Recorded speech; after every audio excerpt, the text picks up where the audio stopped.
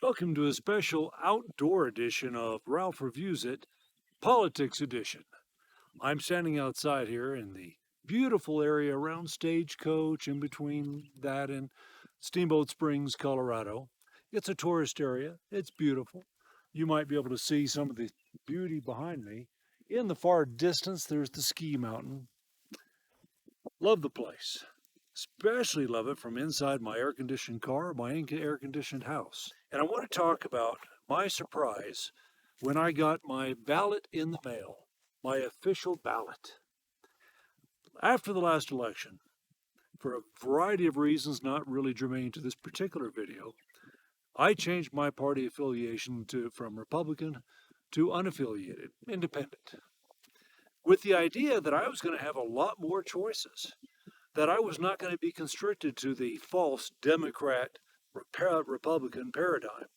I've long subscribed to the idea that the two parties agree on taking your money, they just disagree on how to spend it. So I get excited. I got my new ballots. Who are my choices this time? Well, I have Republican Party, and I have Democrat Party. Well, the first thing I realized by looking at the Republican ballot was that I changed districts, that redistricting had occurred. And by the way, another reason this will be a short video is at this very moment, gnats are lying upon me. They're crawling on my skin. They want to get in my ears. Remember Logan's Run? Remember when the girl said, "I hate outside. I hate outside." I don't hate outside. I just strongly resent it at times like this.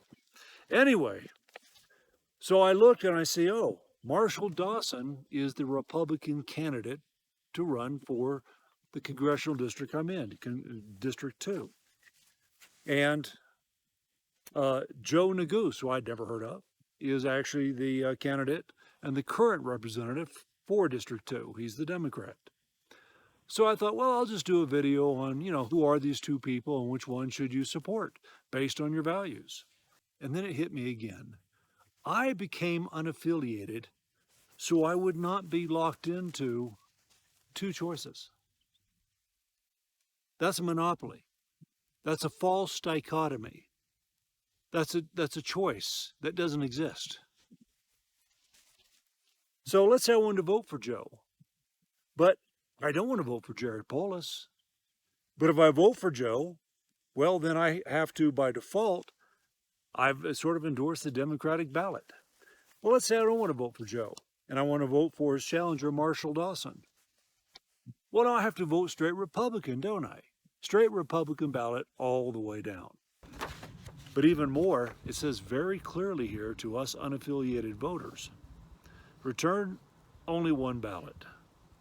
If your mail ballot contains ballots for both the Democratic and Republican parties, mark and return only one ballot and destroy the other. If you mark and return both party ballots, neither will count. Guys, that's not right.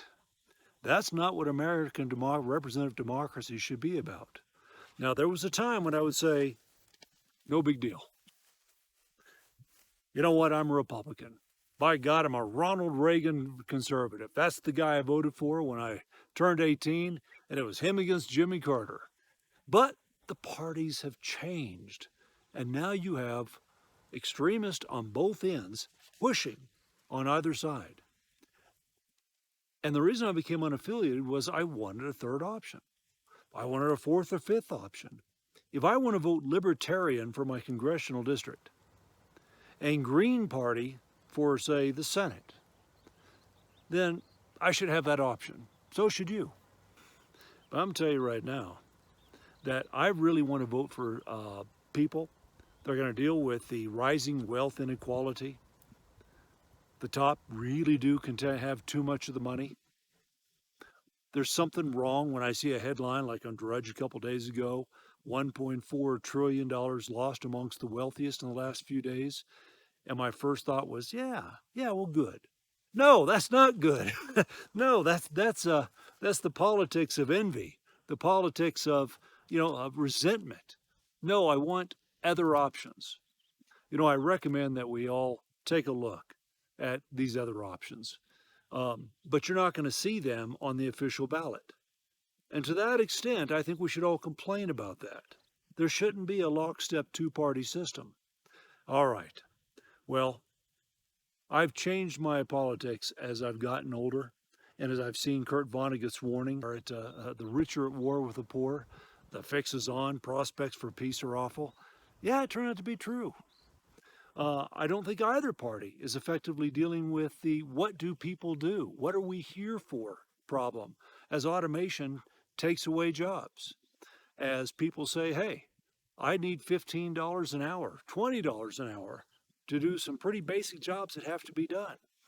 And the companies say, well, that rate, which is not a living wage, you cannot support yourself on that. Tucker Carlson just the other day talked about $44,000, the median income in America. And he said rhetorically, how do you support yourself on that? Not well. I earn $38,000, and I'm considered the highest level of the retail hourly staff for my employer. If you want to earn more money, well, I'll go get another profession. Of course. But not everybody's super ambitious. Not everybody's had their life going the way they planned. Not everybody's had jobs that didn't disappear every 4 years like me. But my point is this: whatever your life situation, whatever drives your political philosophy, whatever makes you think this person and not this person, it shouldn't be a choice of A or B. It should be a choice of A, B, C, D, and so on. I firmly believe now in ranked choice voting, what New York City uses, for instance.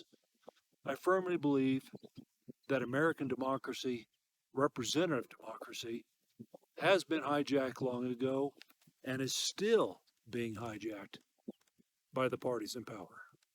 So I'm going to be doing some research on how we can change that system. So for the next election, it's not either or, and you can have choices of people that you would never have heard of. Now, when the general election comes, you'll be able to vote for those people if they're on the ballot. Problem is, the two parties have locked up really the majority of the vote. And you know what they say, if you don't vote for one of those two parties, you're throwing your vote away. Well, I don't agree with that, and neither should you. All right, talk to you soon.